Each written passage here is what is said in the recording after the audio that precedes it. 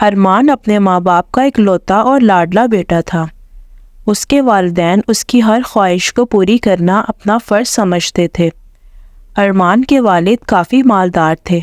ان کا گھر چونکہ بڑا تھا اور ارمان کا چچا غریب تھا، اس لیے ارمان کے والد نے اپنے بھائی کو گھر کا کچھ حصہ رہنے کے لیے دے دیا تھا۔ ایک دن جب ارمان اسکول سے گھر واپس آیا تو اسے پتہ چلا کہ اس کے امی ابو کا ایک حادثے میں انتقال ہو گیا ہے۔ ارمان پر تو قیامت ٹوٹ پڑی۔ کچھ دن تو سوگ میں گزرے، پھر وہ روزمرہ کا معمول شروع ہو گیا۔ اب اس کے چچا نے ارمان کے گھر پر قبضہ کر لیا۔ اس کا رویہ ارمان سے اچھا نہ تھا اور چچا اسے اپنے راستے کا پتھر سمجھتا تھا۔ آخر کار ایک دن اس نے ارمان کو گھر سے نکال دیا۔ ارمان نے بہت احتجاج کیا مگر کسی نے اس کی نہ سنی۔ اس بات کو آج 3 دن ہو گئے تھے۔ ارمان بھوک سے نڈھال 3 دن سے سڑکوں پر مارا مارا پھر رہا تھا۔ پاؤں میں چھالے پڑے ہوئے تھے۔ اسے اپنی بے بسی پہ رونا آ گیا۔ وہ سڑکوں پر بھاگتا ہوا ایسے علاقے میں پہنچ گیا جہاں پر رہائشی بنگلے بنے ہوئے تھے اور وہ علاقہ نسبتاً سنسان تھا۔ ارمان نے تیزی سے بھاگنا شروع کر دیا۔ وہ ایک گلی سے دوسری گلی تک بھاگتا رہا اور آخر ایک بنگلے کا گیٹ کھلا دیکھ کر اس پہ گھس کر باغ میں چھپ گیا۔ کافی دیر بیٹھے رہنے سے اسے نیند آ گئی۔ رات کو اس بنگلے کے چوکیدار نے اسے دیکھا تو اپنے مالک کو بلا لیا۔ مالک نے آ کر دیکھا تو ارمان بخار سے تڑپ رہا تھا، لہٰذا مالک نے چوکیدار کی مدد سے ارمان کو اٹھایا اور گھر کے اندر لا کر پلنگ پر لٹا دیا۔ اتنے میں ارمان کی آنکھ کھل گئی۔ مالک کی بیگم نے اسے دوائی کے ساتھ دودھ دیا اور سلا دیا۔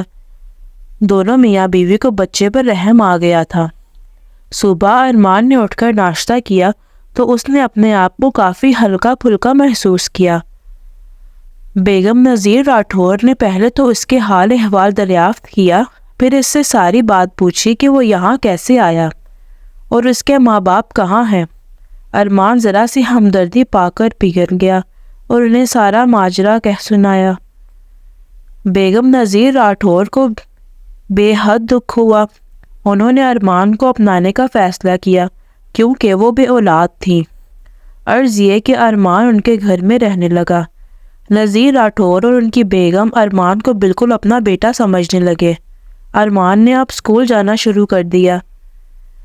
آخر کار ایک دن ایسا آیا جب ارمان ڈاکٹر بن گیا۔ نذیر راٹھور اور ان کی بیگم کو بہت خوشی ہوئی۔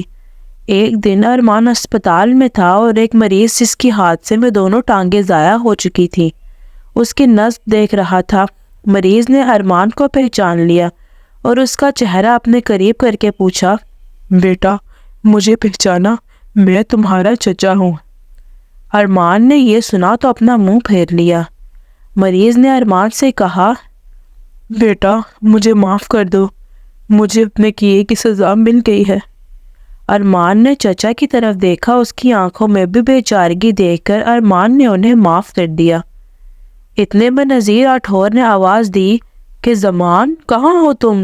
میں تمہیں اسپتال میں تلاش کر رہا ہوں اور تم کہاں ہو؟ اچانک ارمان کو ایک اجنبی کے سینے پر سر رکھے دیکھ کر چونکے۔ مریض کا چہرہ آنسوؤں سے تر تھا۔ ارمان نے نذیر راٹھور کو ساری بات بتا دی۔ ارمان کے چچا نے بتایا کہ اس کی اولاد اسے چھوڑ کر چلی گئی ہے اور وہ زمان کی چچی آج کل بڑی مشکل سے زندگی گزار رہے ہیں۔ ارمان نے اپنے چچا سے کہا، آپ اور چچی جان آج سے میرے ساتھ رہیں گے کیونکہ میرا آپ کا خون کا رشتہ ہے اور میں آپ کی خدمت کرنا چاہتا ہوں۔